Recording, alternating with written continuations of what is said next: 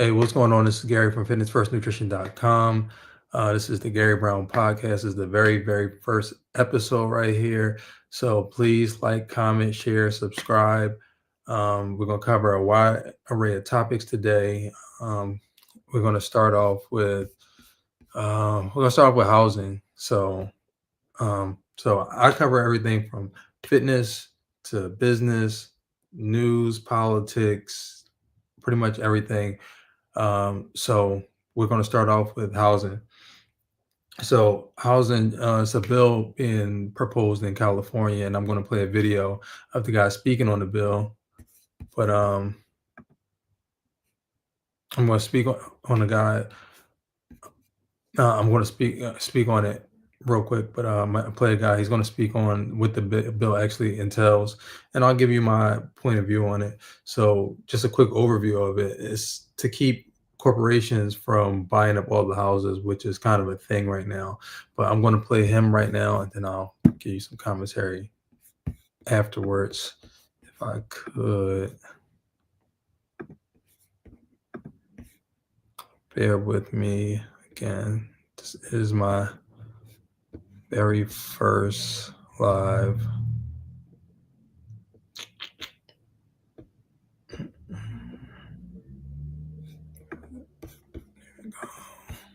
Boom. So here we go.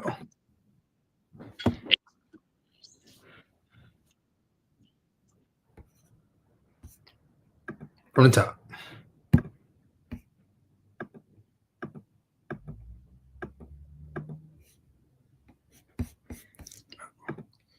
Technical difficulties.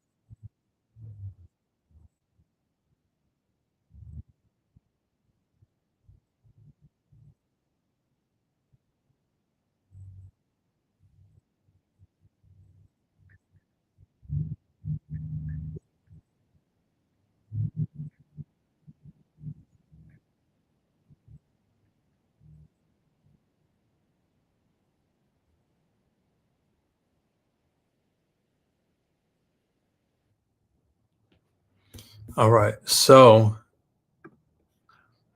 that's not really serfdom. All right. That's not really serfdom. Um, because you're not working to stay on the land and you can leave the land.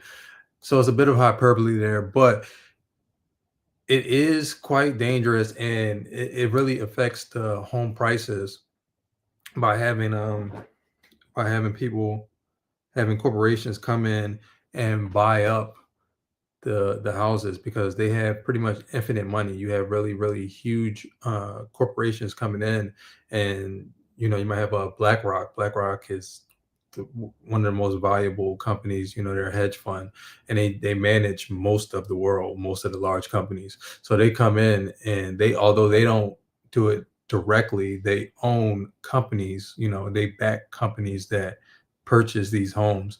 So if you come in and you know it can inflate the housing market. So I come in and I have $100,000 for a house. I mean, you're not gonna find a house for $100,000 in today's day and age, but hypothetically, I have $100,000. I come in, I put in an offer, boom.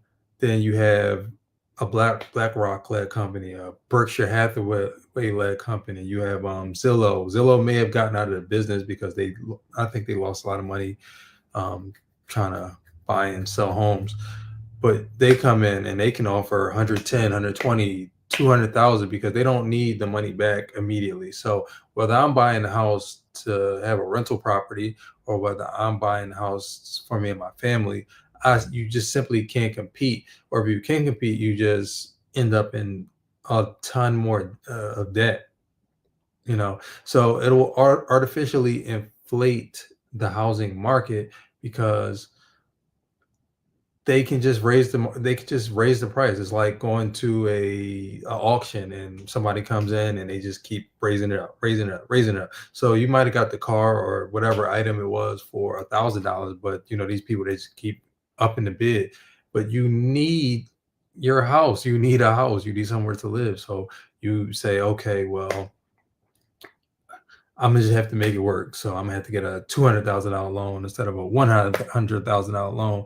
And and the debt of a house is some of the most extreme debt that you'll ever have because it's compounding interest. So by the time you pay for a house, a 30-year mortgage, and this is with a reasonable mortgage rate, you'll probably pay for the house 2.5 to 3 times. Um, so just say the house was $100,000. By the end of it, will have paid $300,000, 250 to $300,000 over the course of the mortgage. So the more that these people are raising the price, the more it becomes not affordable. And then you also have to think of it from the aspect that once they raise the rates of these homes, I have to come in with 20% to put down on a home. If you don't have 20%, then they're going to charge you something called private mortgage insurance. Then private mortgage insurance is built into the mortgage. So now the mortgage will go up by 100, 200, $300. So it really hurts the affordability. And then you have people who are doing this and then they're becoming house poor. So you have your property tax, your private mortgage insurance, you have your homeowners, and then you have the home mortgage, and then you have any repairs. All repairs are on you, and this is really, really killing the housing market. Is killing people's pockets. Is keeping people from being able to save for retirement. This is really, really harmful. And I'm all for capitalism personally, but I am not for corporations coming in and being able to um, price regular people out of the market. That's just not okay with me personally. Now, I do think that they should be able to own homes. I do think that it should be a cap on the amount of homes, and that's actually what the bill proposed, that they can't own more than 1,000 homes, which is more than a reason why I probably would lessen it, maybe like 500 homes, and I would make it where as though how BlackRock owns this company. BlackRock is backing this company, and they, let's just say, they can get 500 homes, but then BlackRock backs 5 more companies, or they have other people start 5 more companies. That wouldn't be allowed. If BlackRock is involved, they can be involved up to 500 homes. That's it, or 1,000 homes. But you have to put a cap on it because they'll just gain more and more and more homes, and then as the price of the home goes up, the price of the rent's going to go up. And how can you compete if all of these uh, people are coming in? Not how can people afford these homes as rent is already ridiculous? If all these large corporations are buying up most of the homes, then you have the people who will not sell their homes, so there's no new homes. So now all you can do is rent because now you can't buy because there's not enough new homes, or if the new homes around, the comps of the properties have gone up due to the inflated prices of the homes. You can't afford it. You have to rent is high. um, it's terrible. So I'm going to get into another story, and this one is about, it's pretty much the same thing, but it's happening over in Georgia. So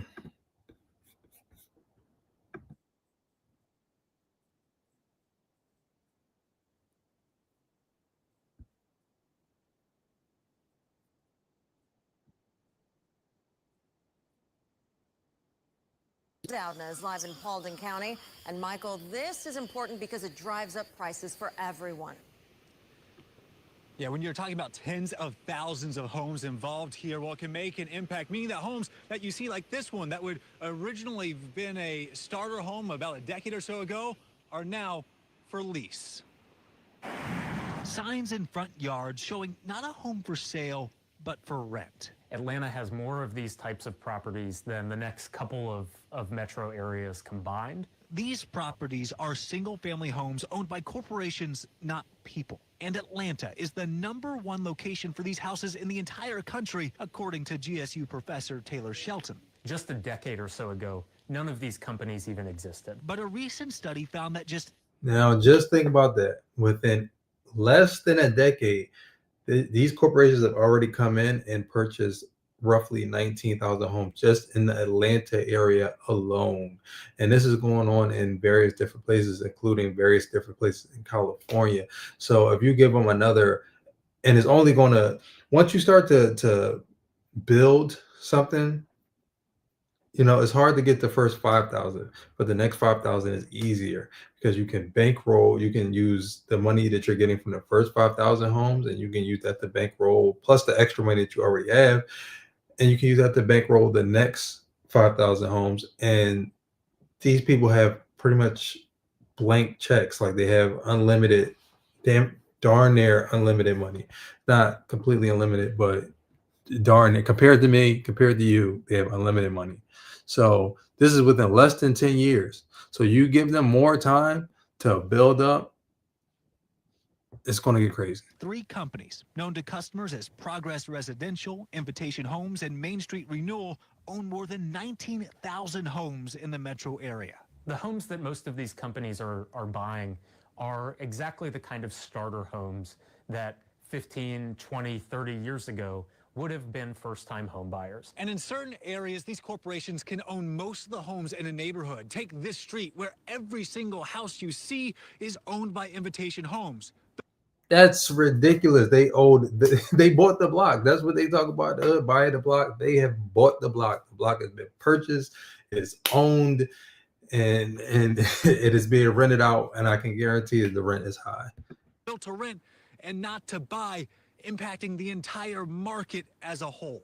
It makes it impossible to find a deal. Jordana Haig says the end result has led to higher prices as corporations have bought up much of the supply of homes, pushing up house prices while also allowing them to control the rent. That's problematic because there should be. What did I just say? They're going to run up the price and they're going to raise the rent. It's going to be unaffordable. You're going to have to have a community of people living together just to afford rent.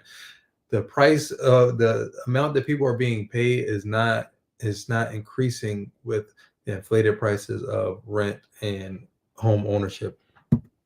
Be more competition to keep prices reasonable. But for others like DeMar Madison, these rental homes allow folks to try out home ownership without the full commitment. You need a new roof? You call Invitation. Tell them, hey, I need a new roof. So I think it just varies. I think it depends on the person. Now, while this study focused on just the top 3 corporations that own the most property, if you actually expanded that out to the top 10, well, they own more than 30,000 homes in the metro area. If you expand that beyond just the immediate metro, well, those numbers only continue to climb higher. We're live in Paulding County. Michael Dowdna, WSB Tonight. I think those numbers are just shocking for so many people here tonight, Michael. Thank you. Why are you not investing in tax liens? No, seriously. Why are you not? Yeah, so that's the long and the short of that one. So pretty much something really should be done in Atlanta, in Georgia, wherever this is occurring. There should really be some type of government. I really don't like the government getting involved. I'm not really a fan of that, but sometimes it's needed. Sometimes it's needed because they'll just run amok, and they're already moving the middle class. They've already pretty much diminished the middle class, and they're just going to keep on digging into the middle class until there is no middle class. It'll just be lower class and the rich through inflation, inflated food prices, inflated home prices, rent prices. There will soon be like 50, 60, $70,000 used to be considered middle class. I don't really know if you can't really consider that middle class at this point. Maybe 70,000, but for sure 60,000 under, that is just not considered. I can't consider that middle class. you will be living in the same neighborhoods more than likely as people who are making $30,000 a year, $40,000 a year. So that's why I don't really consider that to be middle class. It's upper, lower class, you know. So you'll have more of that going on, but the actual middle class, it really doesn't. It does almost doesn't exist at this point. And as we continue to grow and let companies do whatever they want and run amok, and poor financial policy and tax policies and things of that nature, it's just going to get worse and worse. And that threshold is going to keep raising and raising. Like 40,000 used to be, you could be middle class 40,000, 50,000, 60,000. It's just going to keep going up and up. And soon you'll have to have $100,000 just to be, per year, just to be considered uh, middle class. So that's pretty much that. And next, I guess we can get into, we're gonna get into this Jane Doe, and which is, they've pretty much outed her as allegedly 50 Cent's child's mother, Daphne Joy. So I really like the podcast with Soul. This guy does an amazing job of covering the trial. So I'm gonna do a quick little review. So this right here says Jane Doe testified that Puffy still pays her $10,000 rent as agreed in a love contract. So she was subpoenaed to come to court, but coming to court to me, you better plead the fifth. If I'm paying you I'm paying your rent still. I'm locked up. I'm in prison. They are trying to put me in prison forever, or at least 15 years. That's a long time. So they're trying to get rid of me. And you're going to get on the stand, you better plead all of the fifths. You trying to help put me in jail, and I'm paying your rent is crazy. But let's get into this. Is Jane a victim, or was she a willing participant? I'm assume this is going to cover. I think I might have watched a little bit of this, but I didn't really get the whole thing. So we're going to watch it together.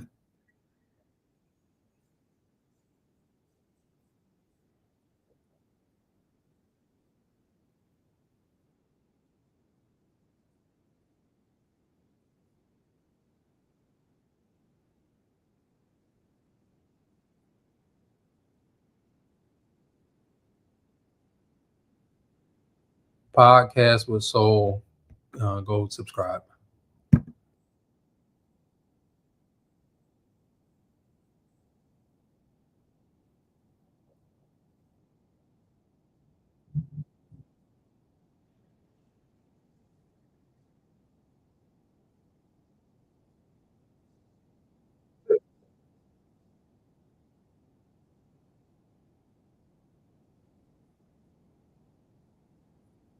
So he does a great job, and he's really, really, really detailed.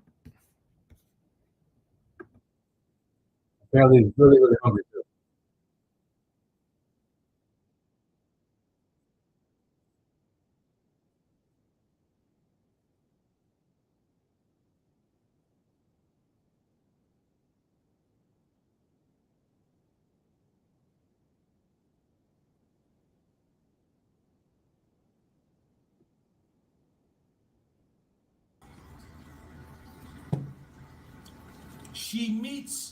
This is how she meets Puff, right?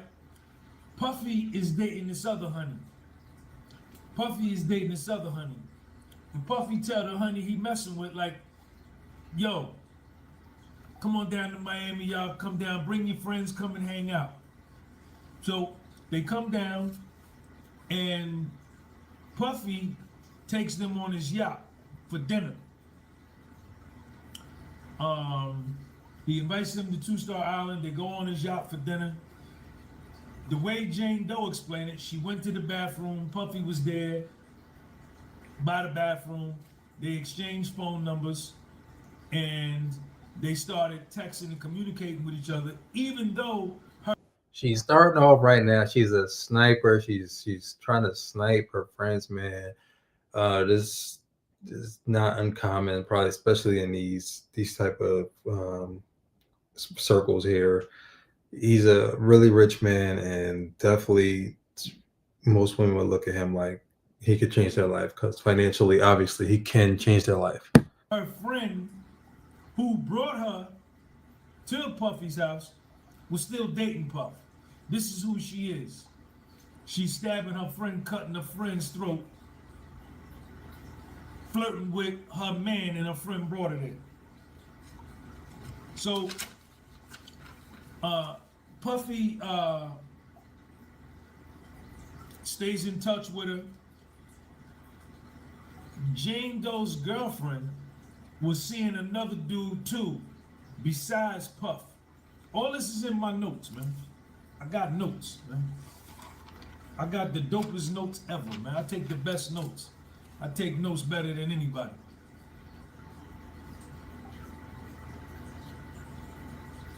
Puffy's the honey Puffy was dealing with another dude too, and Puff at the same time. So her and that other dude get engaged, and she moves with the other dude overseas.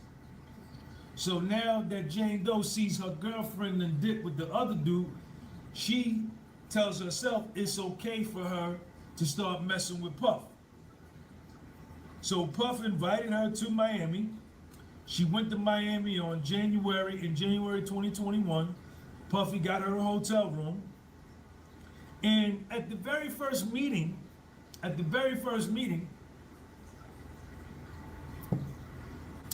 Jane Doe tells Puffy, I dated someone close to you, and my child's father don't like you. This is what Jane Doe tells. So this is another thing that's alluding to the fact that this girl is Daphne Joy, and that her child's father is 50 Cent, and 50 Cent and P. Diddy. They don't like each other from I don't know how long ago, but they really despise each other. Her straight from the door, keeping it real.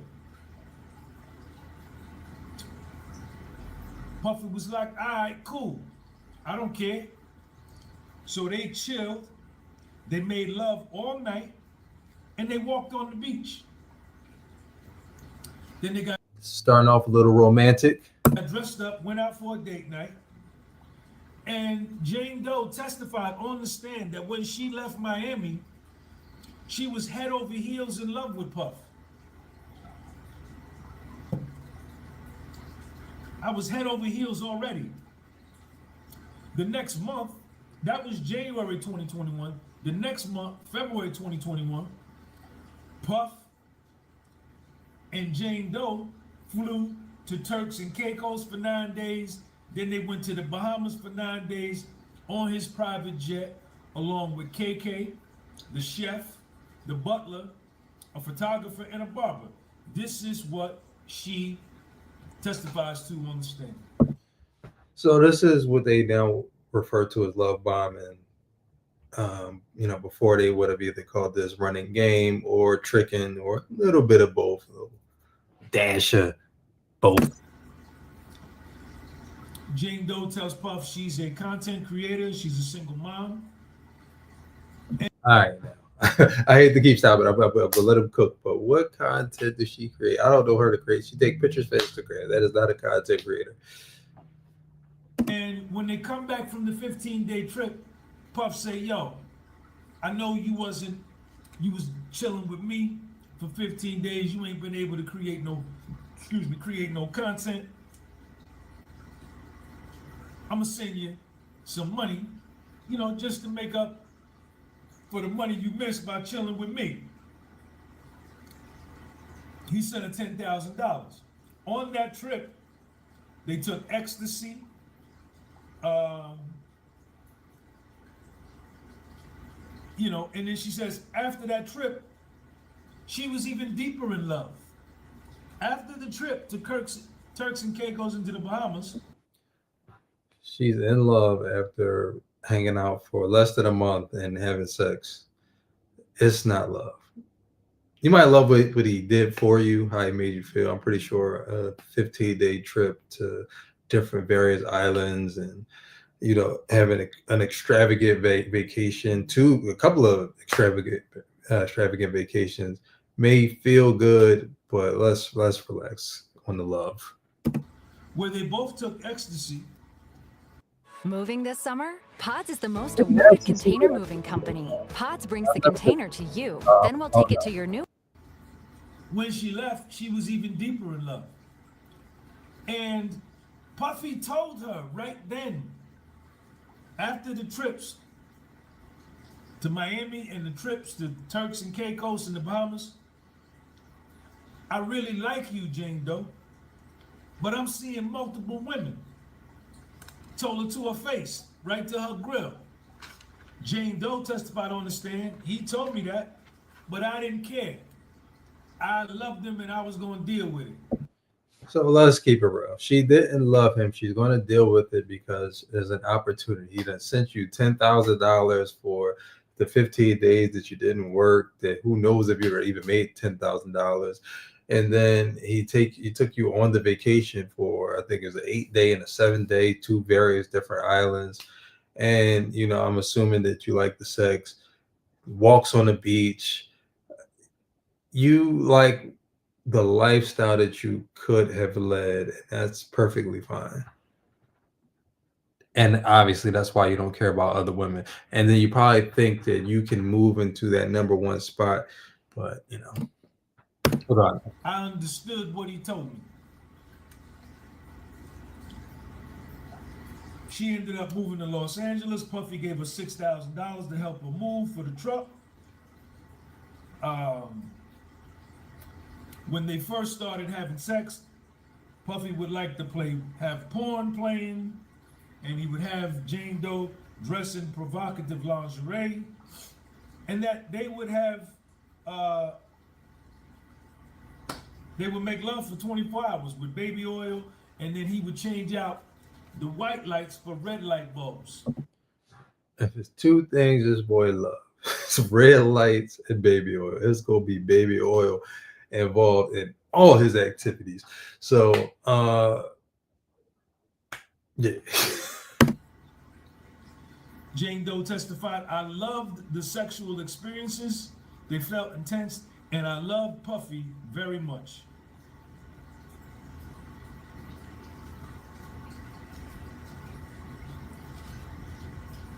Then they start talking about how they got involved inviting male entertainers over to spice up their sex life. So he started off with the porn and the ecstasy, opened her up, and then now he's bringing the escorts in. On her first experience with Puffy, with a male escort, the male escort came. She got dressed up in lingerie. She was dancing for the male escort, and the male escort began touching her. His name was Don, and she started touching him. They started having sex, and Puffy was on the side watching and masturbating while Jane Doe had sex with the male escort by the name of Don. What if your smile could go from looking like this to this? Nuvia's 24-hour process is... She asked for a condom. Puffy told her, yo, these guys are safe, some of the cleanest people. And then Puffy acquiesced and gave Don a condom. She says that after that experience, when I got home, I felt exhilarated. It was fun, taboo, it was sexy, and it was crazy. That night opened the Pandora's box, and a door was open that I couldn't shut. So they go on, she goes on to explain all of these escapades of being with male escorts. And on several occasions, Jane Doe, is the one that brings the idea to Puff. She initiates the hotel nights. She called them hotel nights. We know that Cassie called them freak-offs. And Jane Doe testifies on the stand under oath that she initiated a lot of the hotel nights. Jane Doe began to get... So far, it sounds like she's pretty much a willing participant. I don't really know what they figure that they stand to gain from this testimony so far.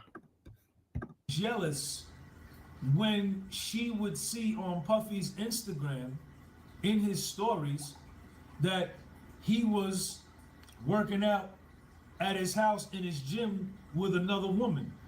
And then she would go on that woman's Instagram and see flowers that Puffy would give her on that girl's birthday. The other honey Puffy was seeing, besides Jane Doe, Puffy decorated his plane, put a bunch of flowers in his plane. And she got mad and told Puff that her flowers you gave her were bigger than the flowers you gave me.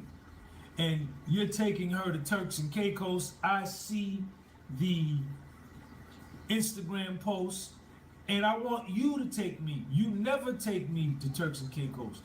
I want to go to Turks and Caicos. You taking her, but you don't never take me. This is what she's saying to Puff.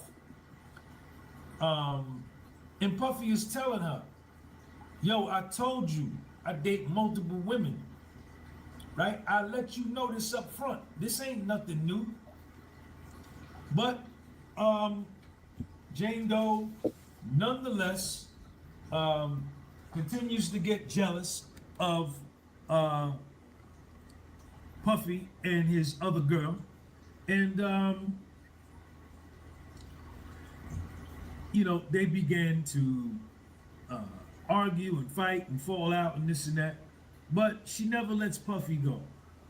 So far, this is sounding like a jealous girlfriend or sugar baby or whatever the rate. More of a sugar baby than anything else, because Puff is definitely coming across as more of a sugar daddy.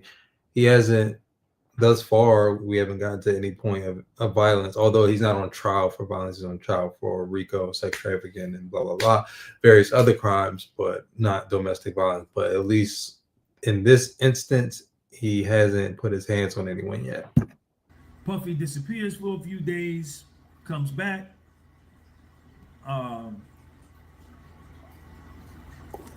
According to Jane Doe, her and Puffy would get together, and it would always end up with a male entertainer coming to join the party and all that kind of thing. So Puffy says, look, let's make a contract, a love contract. I'm gonna give you an allowance every month. How much do you want? Jane Doe says she wants $15,000 a month. Puffy says, no, I'm not giving you $15,000. I'll give you $10,000. Shout out to Puff for the negotiation. I wonder if she'd have said 20 if he'd have said 15. I mean, 10 is that's a lot of money. I guess, yeah. And then you got various other women you probably paying them, you know, you might have $100,000 in women bills every month. She says, okay. This dummy, Jane Doe, takes the whole $10,000 and rents this humongous house for just her and her child. It's only her and her child.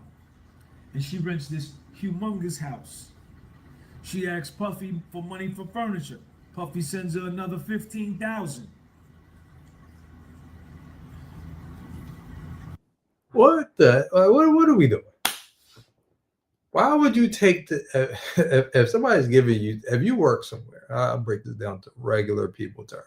If you work somewhere and then you know you bring home $10,000 a month, after taxes, why the hell would you go get a place that is $10,000 a month? I mean, I'm quite sure she has other money. She has the child support allegedly from 50 Cent, if this is Daphne. But even still, you leave yourself no extra wiggle room. You don't leave nothing for savings, investing. Like, if you're going to hoe, like, do it right. Like, what are we doing? While while Jane Doe is on the stand testifying, she's crying the whole time.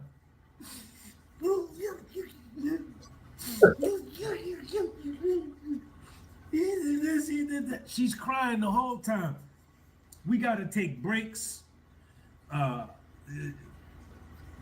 Miss Comey, who's the assistant U.S. attorney who's doing her direct examinations, Jane, do you need a break? The judge is giving her breaks. We taking 10-minute break, 15-minute breaks, so she could stop crying. Come to find out,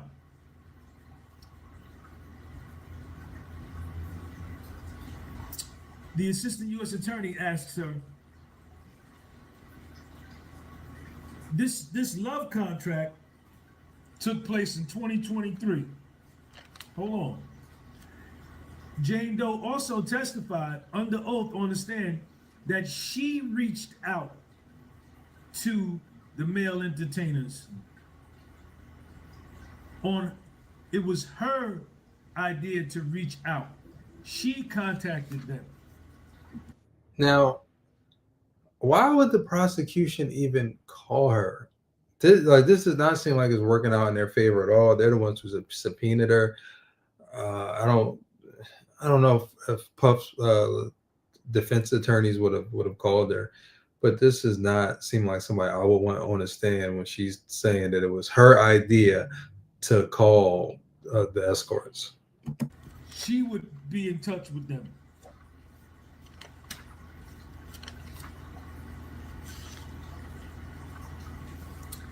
Jane Doe was jealous of Puffy giving quality time. I begged him for the quality time. I wanted the quality time he was giving to this other girl that you posted on your IG stories.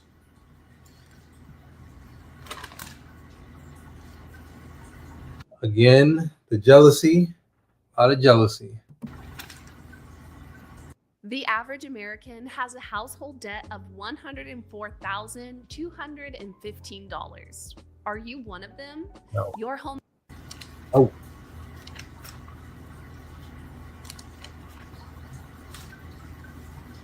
So in March of 2023, after she's always begging Puffy to take her to Turks and Caicos, Puffy said, all right, man, come on. You know how she ain't probably been to too many places. Why do you keep asking to go to Turks and Caicos? Like, the world is vast. Like, you already been to Turks and Caicos. She went to Turks and Caicos. She fell in love with Turks and Caicos. She never been nowhere. Come on. So they go to Turks and Caicos. When they come back from Turks and Caicos, Puffy says, I'm going to give you an allowance every month. We're going to call this the love contract. And this starts in March of 2023. So she was operating for 2 years previous to this contract as a as a work for hire, I guess. And she testified on the stand that Puffy gave her money for her teeth, to buy her some new veneers, okay, $15,000 for furniture, along with the $10,000 for the monthly allowance, and that she opened up 3 credit cards and went into debt trying to furnish this house. This is not coming across as the brightest woman. And at the time of all of this, she's 38 now. So at the time she would have been like 36, 35. This is a mid 30s woman, and she's making really, really poor financial decisions. How do you have a sugar daddy? You have another rich baby daddy who you get child support from, and you're still maxing out credit cards and going broke? The assistant U.S. attorney asked her, "Did Puffy pay the rent?" "Yeah." "Who's paying the rent now since Puffy's been arrested?" She said, "Puffy still pay the rent." Egregious. That is egregious. Get off that damn stand. So while Puffy is fighting for his life, Jane Doe, who claims she's in love with Puff, is performing as a government witness, testifying against Puff to help send him to prison for 30 years, and Puffy's still paying her rent. So this is what she's really crying about, because she is psychologically, spiritually, and mentally tormented that this man is paying her rent. I know what her testimony says.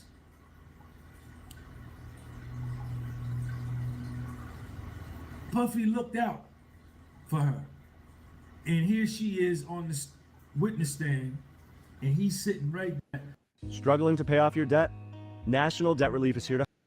I would say that Puffy looking out for her is kind of an understatement. He was pretty much taking care of her. She would have been fully taken care of if she made better financial decisions, because obviously, $10,000 a month, and that's just one source of income from one man. Again, she has, I think, $6,700 a month that she gets from 50 Cent, Curtis Jackson, whatever, if this is Daphne Joy, which it is. So $16,000 a month, and you're this is why they say financial literacy is what's important, because it doesn't matter how much money you take in, and who knows how many other men that she was dealing with, or I'm pretty sure she did get paid posts online and things of that nature. I'm pretty sure she has some other income. It may not have been to the extent of what she was getting from her child's father and from Puff, Diddy, whatever his name is, but she still has some other income. And she still is just in a terrible position, and she's really holding on. In my humble opinion, she's holding on, holding out hope. Hey, he already still paying the rent. Maybe I can get squeezed that orange lemon, whatever, for whatever juice is left in there, and I can get some more. I'm down bad. I owe American Express. I owe Capital One. I owe Visa, MasterCard. You owe everybody. But to me, from everything that was put there, from the notes that he took with his testimony, it just does not seem like she is a victim to me. From the information that I just received, it seemed like she's a willing participant, pay for play, what do they call it, persona non grata, the quid pro quo, favor for a favor. She gets trips and money. Well, yeah, she got trips and money. She just didn't get to go to Turks and Caicos after the first time, and he gets to watch her. He gets to live out his fantasies or fetishes. So I mean, this is a form of prostitution, but I mean, that's kind of what sugar daddy, sugar baby lifestyle really is at the end of the day. But yeah, that's that on that. And just real quick, just something I want to play real quick. It's a pretty disgusting, disturbing video that I did see. Kind of watched it with the sound off for the most part. So not her. So let's get into this. This is a woman admitting to, and I don't know if these videos are real or not. I pray that they're not, but I feel like they are. She's going to admit that she slept with 10 guys in front of her girlfriend. I mean, in front of her boyfriend. Oh, man. No, hold on. I'm tripping. In one night. How many men she slept with in one night? I was thinking that it was the totality. No. That's running back just a quick second. Like it's a flex, like it's a good thing that she did this. How many guys have you got with in one night before? Like 10. 10? Like 10. You got him with 10 guys in one. His heart is broken. You want to watch active heartbreak? Hold on now. Hold on now. Night. What was before we dated? 10. 10. Like 10.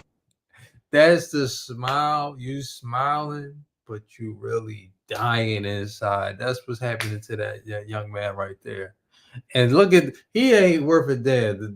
The guy with the holding the phone microphone, he ain't worth a damn. He looks appalled, and he's ruined his relationship. He was living in beautiful, ignorant bliss, and now he has to find out that his girl is a hoe.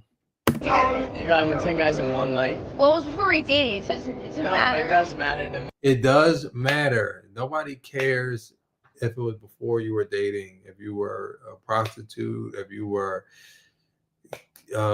letting Don and Paul like run down on you while Diddy watched. It all matters. Your past does matter. It doesn't matter. No, I'm being serious. Like, when did you go with 10 guys in one night? It was before we were dating, so it doesn't matter. Oh, like, what the f? It doesn't matter. No, it matters to me that you got with 10 guys in one night. How long you guys been dating for? A year. It was before we dated. It doesn't matter when it Why are you was. angry? It's fine. Bro, no, it's not fun. It's not fine. And she really probably in her mind thinks that it's fine. To her, it's really probably nothing. But it's really something. Fine. Who is she? I don't even know her anymore. 10 girls in one night? It doesn't matter when it was. You're just for the streets. She's for the streets. She's for the streets.